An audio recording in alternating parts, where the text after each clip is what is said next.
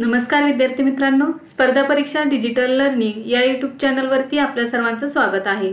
विद्यार्थी मित्रांनो, आज आहे 20 जून 2024। तर आपल्या डेली करंट अफेअर्सच्या सीरीज मधील काही महत्त्वाचे चालू घडामोडीचे घटक आज आपण अभ्यासूया। चला तर मग आजच्या व्हिडिओला सुरुवात करूया। फर्स्ट क्वेश्चन आहे, MIFF मध्ये पी शांताराम जीवन गौरव पुरस्काराने कोणाला सन्मानित करण्यात आले आहे? तर बघा, याचे योग्य उत्तर आहे सुब्बिया नल्लामुथू।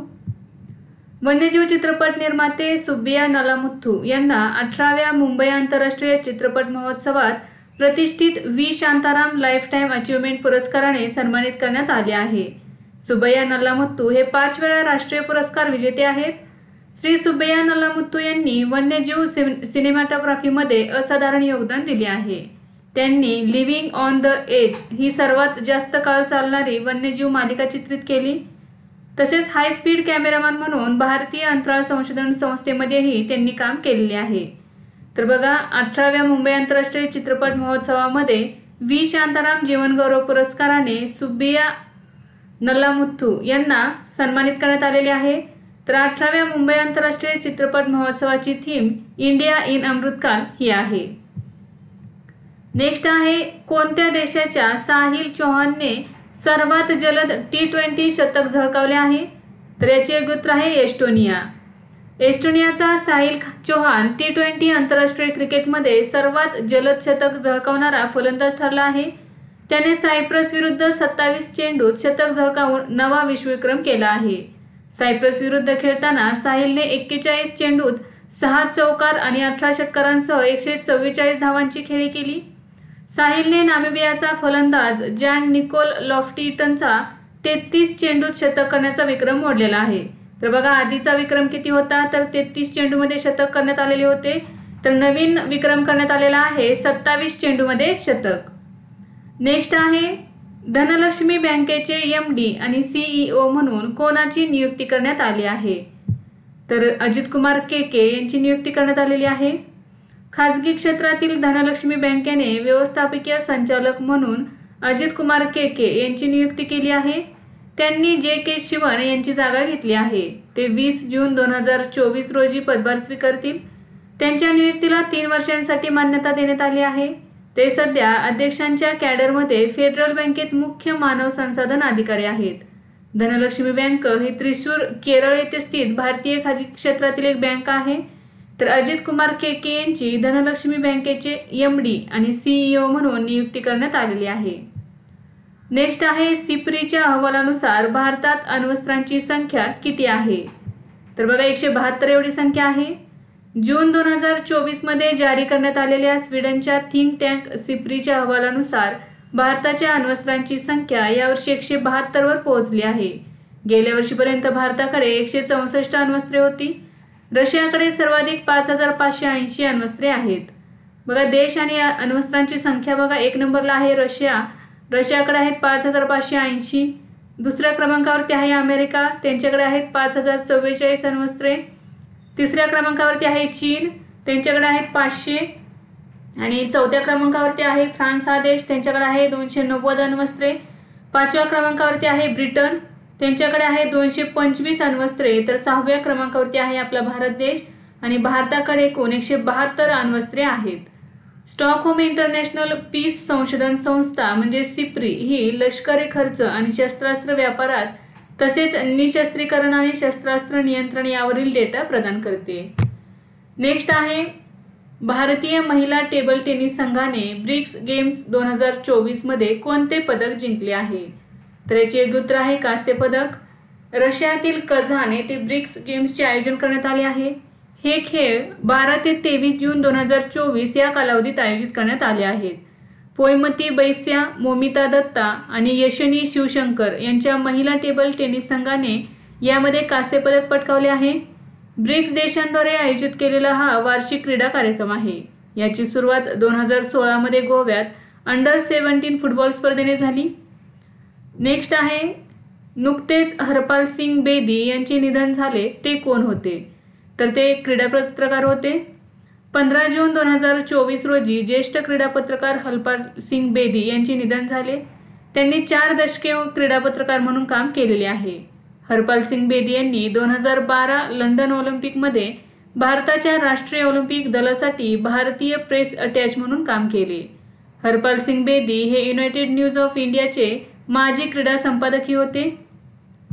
नेक्स्ट आहे BWF ऑस्ट्रेलियन ओपन 2024 बॅडमिंटन स्पर्धा आहे ही। तर BWF ऑस्ट्रेलियन ओपन 2024 पुरुष एकेरीचे विजेतेपद कोणी जिंकले? तर याचे उत्तर आहे ली झी जिया।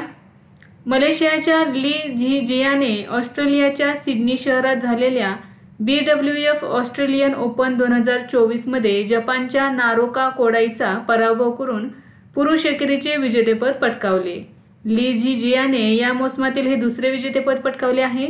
याआधी त्याने थायलंड ओपन 2024 जिंकली होती। जपानच्या अया ओहोरीने महिला एकेरीचे विजेतेपद पटकावले आहे। यावर्षी थायलंड मास्टर्समध्ये तिने पहिले विजेतेपद पटकावले होते। हे ओहोरीचे दौऱ्यातील दुसरे विजेतेपद आहे।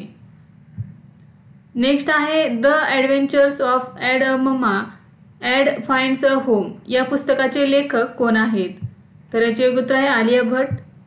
16 जून 2024 रोजी आलिया भट्टने तिच्या kids wear brand add a Mamma अंतर्गत मुलांच्या चित्रांच्या पुस्तकांच्या मालिकेतील पहिले ॲड फाइंड्स अ होम हे पुस्तक लॉन्च केले। ॲड फाइंड्स अ होम हा मुलांच्या पुस्तक मालिकेचा एक भाग आहे, ज्याचा उद्देश पुढील पिढीमध्ये निसर्गावर प्रेम निर्माण करण्याचा आहे। पेंग्विन रँडम हाऊसच्या इंडियाच्या पफिनसोबत सहयोग करून प्रकाशित केले आहे। हे पुस्तक तिच्या kids wear brand add a मम्माद्वारे प्रेरित आहे, ज्यात तन्वी भट्ट यांनी चित्रे दिली आहेत। नेक्स्ट आहे अलीकडेच जयंता भवन सौर प्रकल्पाचे उद्घाटन कोणत्या राज्यात करण्यात आले आहे? तर याचे उत्तर आहे आसाम। जून 2024 मध्ये आसामचे मुख्यमंत्री हिमंता बिस्वा शर्मा यांनी गुवाहाटी येथे जनता भवन सौर प्रकल्पाचे उद्घाटन केले। ग्रिड कनेक्टेड रूफटॉप आणि ग्राउंड माउंट सोलर सिस्टीमसह प्रकल्पाची वीज निर्मिती क्षमता ही 2.5 मेगावॅट आहे। आसाम सचिवालय संकुल हे देशातील पहिले नागरी सचिवालय बनले आहे, जे पूर्णपणे सौर ऊर्जेपासून निर्माण होणाऱ्या विजेवर अवलंबून आहे। तर विद्यार्थी मित्रांनो, लक्षात ठेवा, हे महत्त्वाचे आहे की देशातील पहिले नागरी सचिवालय कोणते आहे जे पूर्णपणे सौर ऊर्जेपासून निर्माण होणाऱ्या विजेवर अवलंबून आहे?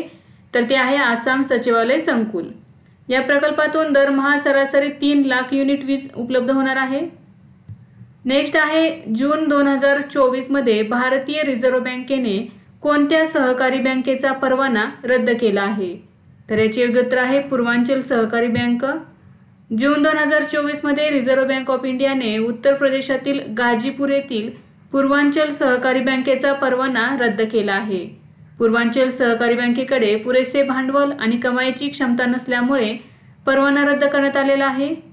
99.51% ठेवीदारांना त्यांच्या ठेवी पूर्वांचल सहकारी बँकेकडून मिळण्याचा हक्क आहे। नेक्स्ट आहे Asian association of hair restoration सर्जनचे अध्यक्ष म्हणून कोणाची नियुक्ती करण्यात आली आहे? तर याचे उत्तर आहे डॉक्टर कपिल दुआ। जून 2024 मध्ये Asian association of hair restoration सर्जनचे अध्यक्ष म्हणून डॉक्टर कपिल दुआ यांची नियुक्ती करण्यात आली आहे। चीनमध्ये झालेल्या AAHRS च्या 8व्या वार्षिक वैज्ञानिक बैठक आणि सर्जिकल वर्कशॉपमध्ये ही घोषणा करण्यात आली। डॉक्टर दुआ यापूर्वी 2022-23 मध्ये international society of hair restoration सर्जरीचे अध्यक्ष होते। 2016 ते 2017 मध्ये association of hair restoration surgeon इंडियाचे ते अध्यक्ष होते।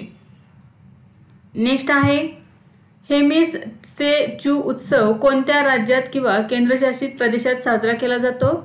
तर लडाख या केंद्रशासित प्रदेशात साजरा केला जातो। जून 2024 मध्ये लडाखमध्ये हेमिस से चू महोत्सवाचे आयोजन करण्यात आले आहे।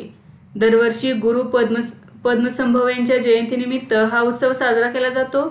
बुद्धांच्या पुनर्जन्माचे प्रतिनिधित्व करणारा हा नृत्योत्सव जगप्रसिद्ध आहे।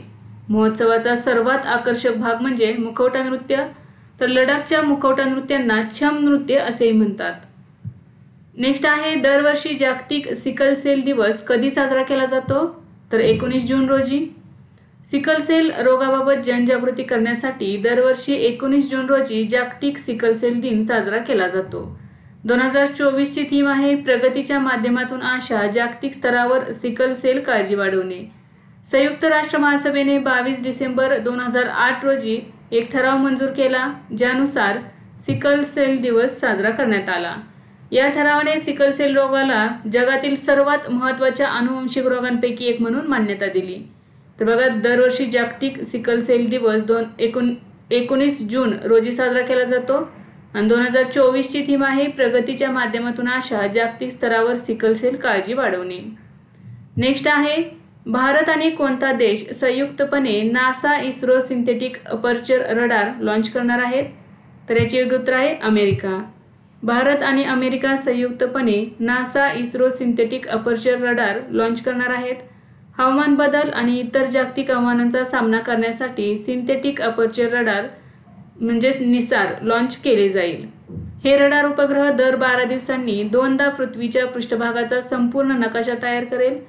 निसार हा ड्युअल फ्रिक्वेन्सी वापरणारा पहिला रडार इमेजिंग उपग्रह असणार आहे। पृथ्वीवरील सर्वात जटिल नैसर्गिक प्रक्रियांचे निरीक्षण करणे हे निसार उपग्रहाचे मुख्य उद्दिष्ट आहे। त्याचा कालावधी हा 3 वर्षांसाठी असणार आहे।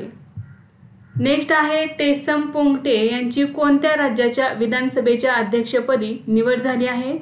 तर याचे योग्य उत्तर आहे अरुणाचल प्रदेश। तेसम पोंगटे 8व्या अरुणाचल प्रदेश विधानसभेच्या अध्यक्षपदी निवड झाली आहे। पोंगटे हे चांगलांग उत्तर विधानसभा मतदारसंघातून बिनविरोध निवडून आले आहेत। पेमा खांडू अरुणाचल प्रदेशचे मुख्यमंत्री झालेले आहेत। तर पेमा खांडू हेही बिनविरोध निवडून आलेले आहेत। अरुणाचल प्रदेशचे विद्यमान मुख्यमंत्री चोना मे हे आहेत। तर विद्यार्थी मित्रांनो, आज आपण काही महत्त्वाचे चालू घडामोडीचे घटक अभ्यासले। यासारखेच नवनवीन व्हिडिओ पाहण्यासाठी चॅनलला लाईक करा आणि सबस्क्राईब करायला विसरू नका। धन्यवाद।